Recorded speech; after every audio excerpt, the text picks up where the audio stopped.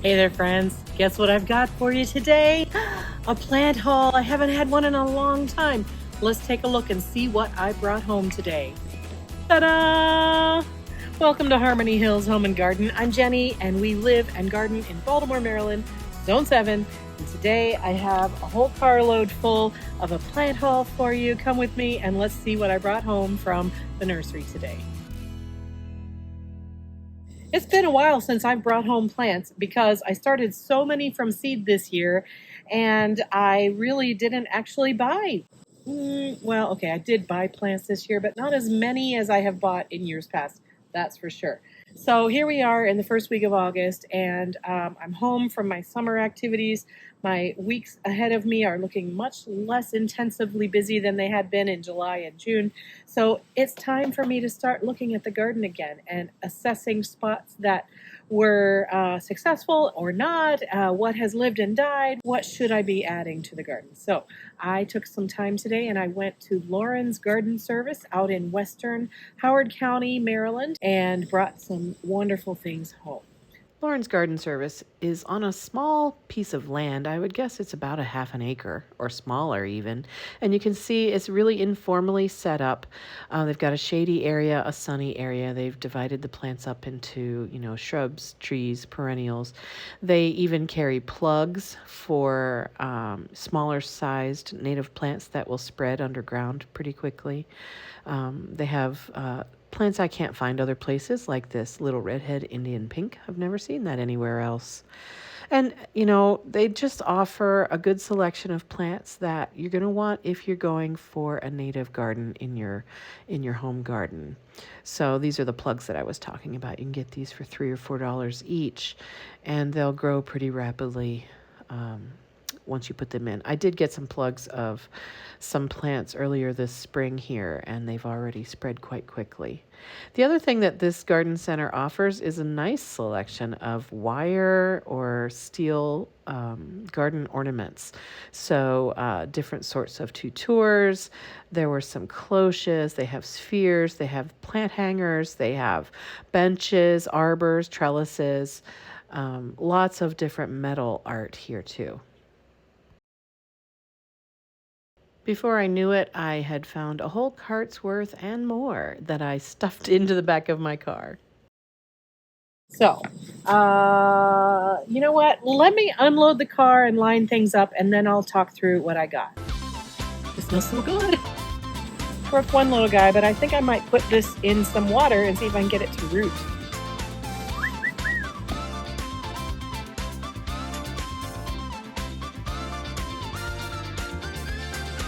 All right, this is my haul today. I've got one tree, 4 shrubs, and 1 type of perennial. This is a Serviceberry. Let me see if I can open it up so you can see how beautiful it is. There we go. Isn't this a fine, fine looking specimen?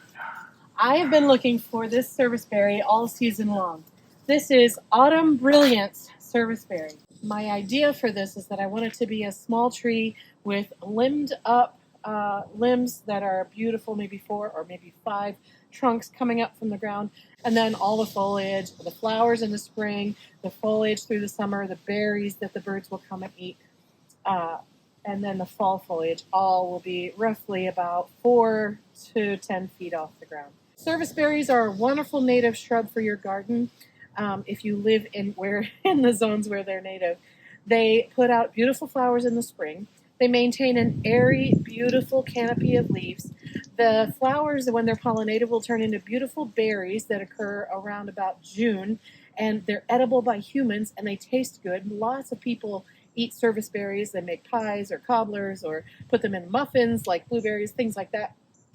But also, a lot of people just leave the serviceberries for the wildlife.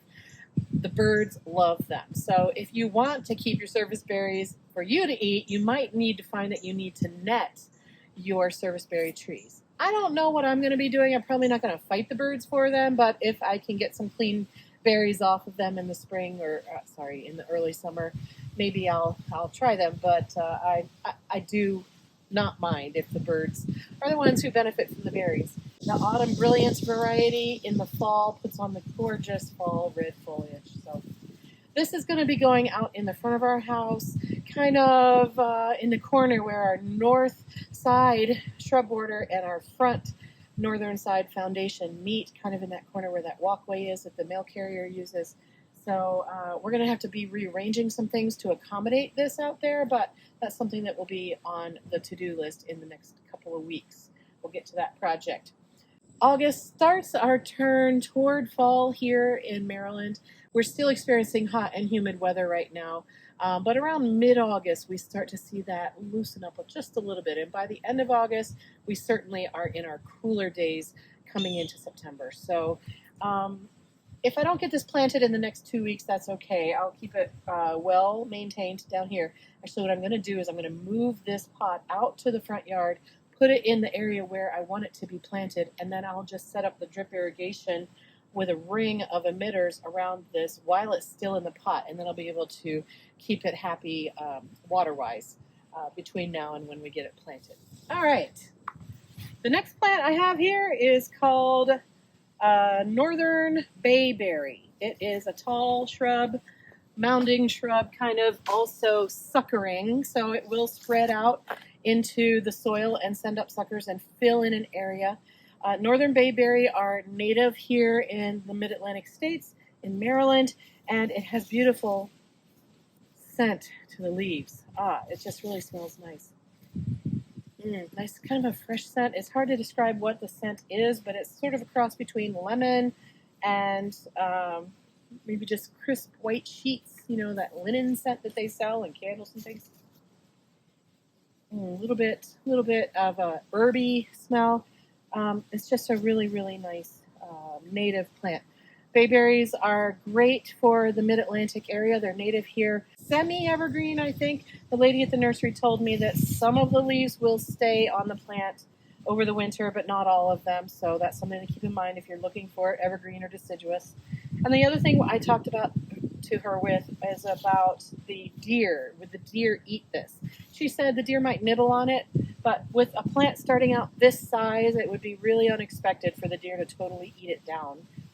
And also because they're somewhat evergreen, somewhat thick leaves, and somewhat aromatic, they do smell nice to me, but the deer might not enjoy the smell or the taste of these thicker, more aromatic leaves. So if the deer have other things to eat, they'll hopefully leave this one alone. So I'm going to go with that hope and see if I can keep the deer off of this. So northern bayberry, another great native plant to put into the shrub border. Oh, by the way, I'm going to be putting this over onto the north front side of our front yard where I have that long shrub border from the house all the way out to the street. I'll probably be replacing some of the things that are in there that either died or that the deer are decimating and do some rearranging in that space. Okay, this next one is a sumac. This is grow low sumac. This is one that stays about 2 to 3 feet tall and spreads up to 10 feet wide, and it does that via suckering. So this plant is recommended strongly for if you live in an area where you have a hillside with erosion problems. This is great because it suckers out and sends up new stalks of the plant and holds that erosion on that hill in check and holds the hill together.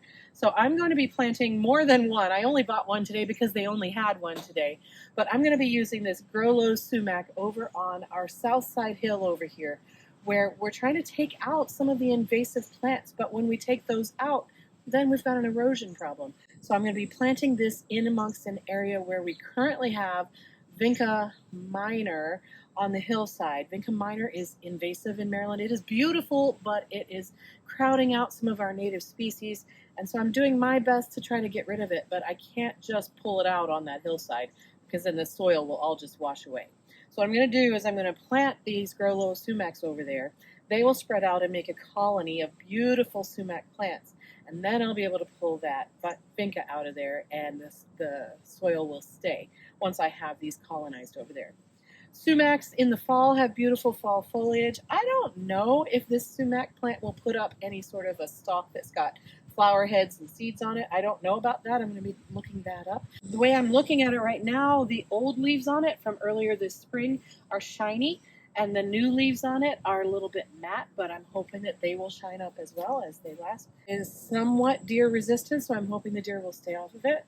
And again, I'm going to be using it for erosion and slope management over here on the south side. Sumacs are native in many parts of North America. This is going to be a really nice addition to our garden spaces. Okay, this shrub here is Glitters and Glows viburnum. Now, in the fall 2 years ago, I planted 3 all that glitters viburnums out in our north front shrub border. And I planted with them 1 blue muffin viburnum. Both of those are arrowwood viburnum varieties, the viburnum dentatum. But I was hoping that the blue muffin would fertilize the all that glitters, and so we'd get berries on the all that glitters. But 2 things have happened which have interrupted that plan. 1, the blue muffin viburnum doesn't flower at the same time as the all that glitters viburnum.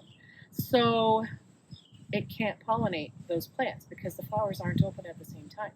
And then the other thing is that the deer have really been eating all 4 of those viburnums. So the second problem with the deer, that's just going to be an issue I'm going to have to manage. But the first problem with the pollination, I decided to try this. This one's called Glitters and Glows, and that means it doesn't need another shrub to pollinate it because it is self-fertile. It will self-pollinate and give berries on itself.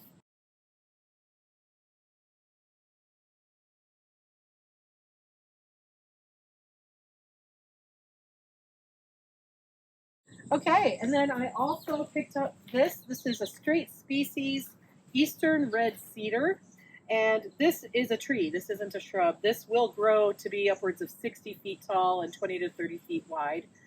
I'm going to be putting this out in the north front shrub border as well. I'm going to be placing it kind of equidistant from the other large mature trees that we have out in the front yard. This, I'm hoping, will take the place of the the Canadian hemlock that our next door neighbors have. That is slowly and slowly and slowly dying.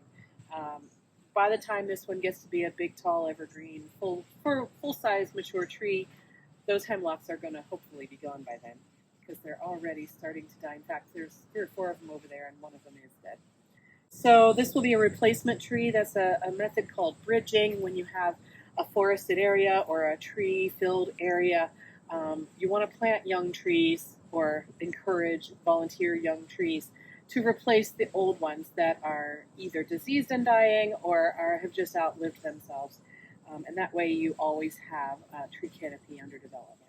So eastern red cedar is native in the United States, on the eastern United States, and it is healthy for our population. We're going to choose a spot for it where it can thrive and take care of it, and it'll form this beautiful evergreen structure in our garden. The deer don't like it because it's kind of prickly. I mean, you don't want to be handling this plant too much or you'll get scratches and bumps on yourself. But it's not so prickly that you can't touch it. You just don't want to go against the grain. So I'm eager to have another native plant in our garden and another native tree in our garden. So that's what this one is for. And then the last thing that I picked up at Lauren's Garden Service today were 3 of these little monardas. This is called Balmy Purple. It's a dwarf bee balm. The tag at the nursery said this one only gets to be about 1.5 to 2 feet tall and about that same width. It's not one that will spread so rampantly like some of the straight species monardas do. This one is a cultivar, but it also is beneficial to all of the pollinators. While I was at the nursery, I saw many, many, many different kinds of pollinators on it, including bumblebees, carpenter bees, little sweat bees, lots of little unknown hoverfly types of things that I don't know what they were. There was a black swallowtail butterfly on it. So it was really busy with all the pollinators at the garden center. I'm going to be putting this into the backyard in an area where I have a space that needs some color, but I don't want anything that's too big. So this one hopefully will bring this beautiful jewel tone color to my backyard jewel tone patio garden, and hopefully will spread just enough but not too much that it'll be a happy addition. Another nativar, a selection of a native plant that is still beneficial to all of our native insects and wildlife. I got all of these plants at Lauren's Garden Service. That's a specialty nursery in western Howard County where they only sell plants that are native in Maryland. or nativars, varieties that have been selected from native species that still have benefit to our local wildlife. I encourage you to, when you're looking for plants, shopping for plants for your garden, I encourage you to look first at your native population of plants and see if there are plants that can fit the bill of the thing you're looking for in the native category, because that's going to help your wildlife. It's going to help all of our pollinator species. It's going to help our birds, because the pollinators, worms and larvae, will feed the local bird population. There's just so many benefits to planting natives in your garden. So when you're expanding your gardens and looking for things to plant, I encourage you to first look at the list of native plants, see if there's something there that will serve the purpose that you need to have filled. If not, then just, buy what you want, buy what you need. I'm not a strict native person by any means, but I do want to look at natives first and see if that will fit the bill for me. In this case, I'm really happy to have this beautiful selection of natives or nativars, and I am eager to be getting these into the ground over the coming week or 2 or 3. Thank you for joining me today. Are you shopping for plants? Have you found clearance plants at the end of summer? Are you starting to look ahead to fall blooming things? The nurseries are bringing in all the fall blooming plants right about now to entice us all to fill our garden. I hope that you are finding things for your garden that are beautiful. I hope that you are enjoying your time in your garden these days. And I hope I'll see you again in another video really soon, friends. Take care. Bye-bye.